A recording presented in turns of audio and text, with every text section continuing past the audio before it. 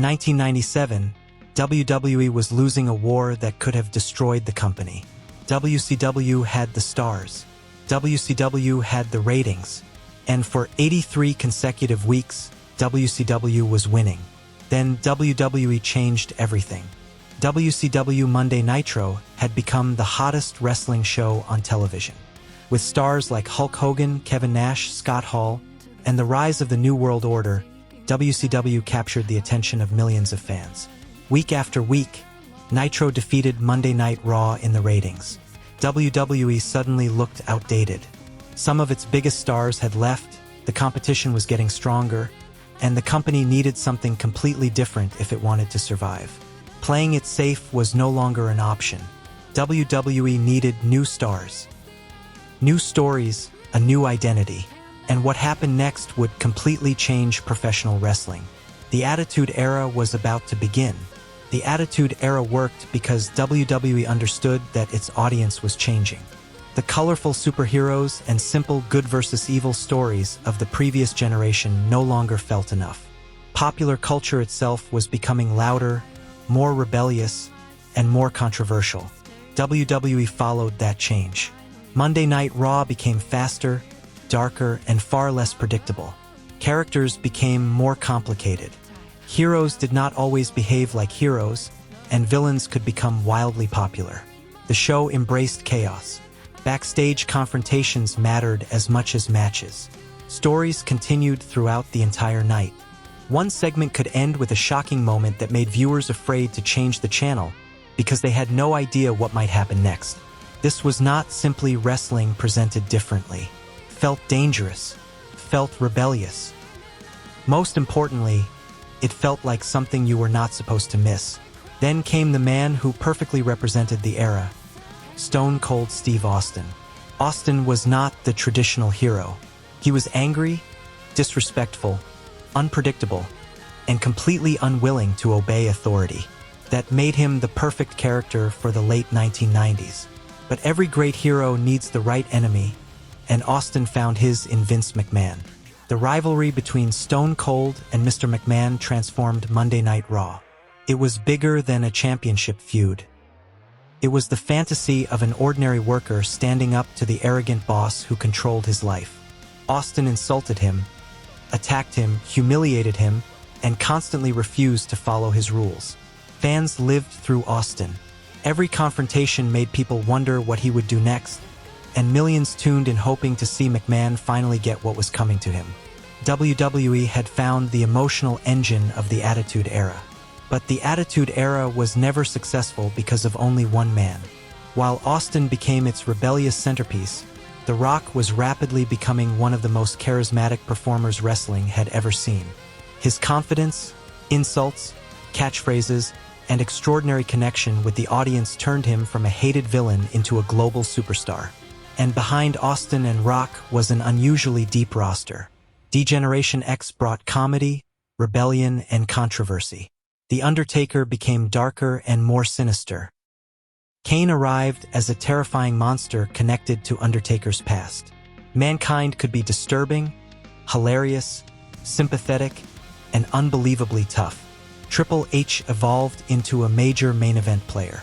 Chris Jericho, Kurt Angle, Edge and Christian, the Hardy Boys, and the Dudley Boys helped push the company toward the next generation. Even wrestlers who were not fighting for the World Championship often had recognizable personalities and ongoing stories. That depth mattered. Fans were not waiting 13 minutes for one superstar to appear. Almost every segment gave them somebody to care about. Perhaps the greatest strength of the Attitude Era was unpredictability. Raw often felt less like a collection of matches and more like one continuous television show. A confrontation at the beginning of the night could explode into something completely different 2 hours later. Wrestlers invaded offices, destroyed vehicles, attacked each other backstage, interrupted matches, formed alliances, and betrayed one another. Championships could change hands on television. Major stars appeared throughout the show instead of disappearing after one segment, and every episode tried to end with a reason to come back next week. That structure was especially powerful during the Monday Night War because changing the channel was incredibly easy. WWE understood that every minute mattered. If Raw became boring, Nitro was only one button away. So WWE gave viewers cliffhangers, surprises, memorable characters, and constant movement. It turned wrestling television into appointment viewing. Eventually, the momentum began to change. On April 13, 1998, Raw defeated Nitro in the ratings for the first time in more than a year and a half. The battle was far from finished, but WWE had proven that WCW was no longer untouchable. The following months became an extraordinary fight for viewers, and one moment perfectly demonstrated how dangerous the competition had become. On January 4, 1999, WCW revealed on television that Mankind was going to win the WWE Championship on the taped episode of Raw, hoping viewers would stay with Nitro instead. The plan backfired. Many fans changed the channel to watch Mick Foley win the championship. It became one of the most famous moments of the Monday Night War. WWE was creating emotional moments viewers wanted to experience, not simply hear about afterward. It would be too simple to say the Attitude Era alone destroyed WCW. WCW contributed heavily to its own decline. The company had enormous talent and had revolutionized wrestling with Nitro and the NWO, but creative decisions became increasingly inconsistent. The NWO story continued for too long. Established stars often dominated the spotlight, and younger talent struggled to break through. Behind the scenes, the company also faced management problems and constant changes in creative direction. Meanwhile, WWE was building new stars. Austin, Rock, Triple H, Mankind, and others were becoming the faces of a new generation. That difference became crucial. WCW had started the Monday Night War by forcing WWE to change. But once WWE changed, it became faster, hungrier, and increasingly difficult to stop. By 2001, WCW was no longer WWE's greatest rival. WWE purchased the company that had once nearly defeated it. More than 2 decades later, wrestling fans still argue about whether the Attitude Era was the greatest period in WWE history. It was not perfect. Some storylines have aged badly. Some ideas went too far. And nostalgia can make any era seem better than it really was. But the reason the Attitude Era remains so powerful is not simply because it was controversial. It had urgency. It had competition. It had larger-than-life personalities at the exact moment those personalities were ready to become stars. Stone Cold Steve Austin gave fans rebellion. The Rock gave them charisma. Vince McMahon gave them an enemy.